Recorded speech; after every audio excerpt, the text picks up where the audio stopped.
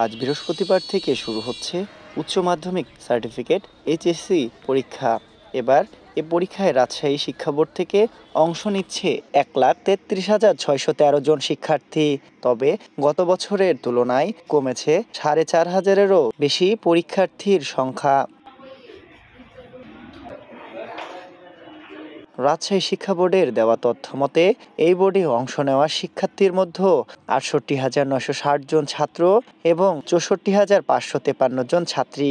এবছর শিক্ষা বোর্ডের অধীনে 755টি কলেজের শিক্ষার্থীরা এইচএসসি পরীক্ষায় অংশ নিচ্ছেন। এছাড়া শিক্ষা বোর্ডের অন্তর্ভুক্ত 8 জেলায় কেন্দ্র রয়েছে 260টি।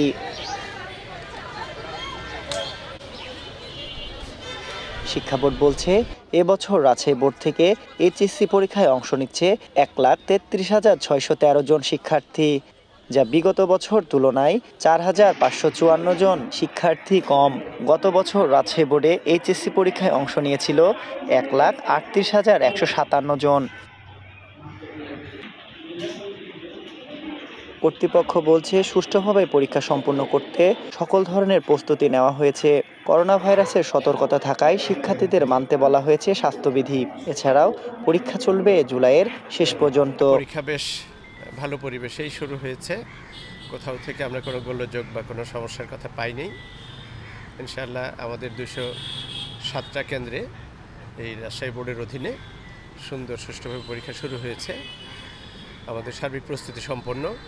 পরীক্ষার কিছু দাপ্তরিক কাজ আছে, এছাড়া জেলা উপজেলা লেভেলের প্রশাসনিক সহযোগিতা, আইন শৃঙ্খলার বিষয়গুলোও এবং রাস্তাঘাটের যানজটের বিষয়টাও আমরা নজরে রেখেছি। এখন পর্যন্ত কোনো খারাপ সংবাদ আমরা পাইনি। মাস্ক পরার জন্য আমাদের নির্দেশনা দেওয়া হয়েছে স্টুডেন্ট এবং যারা অনেক জায়গায় এটা প্রতিপালিত হচ্ছে।